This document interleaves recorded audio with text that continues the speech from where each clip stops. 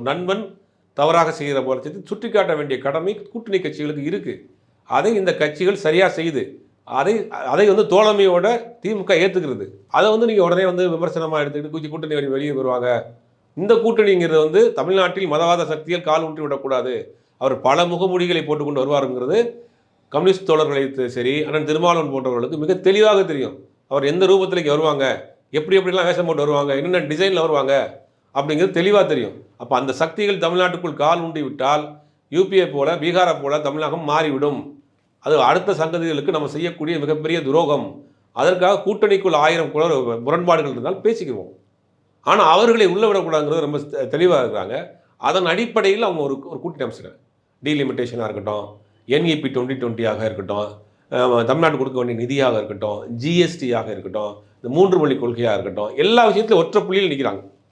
எதுக்கு வெளியில் போகிறாங்க? வெளியில் போனால் அந்த அணி பலகீனமாகி விடுங்கிற அறிவு கூட அவங்களுக்கு இருக்காதா? மூத்த அரசியல்வாதிகளுக்கு சொல்கிறவங்களுக்கு தான் அந்த புரிதல் எல்லாம் பேசிகிட்டு இருக்காங்க.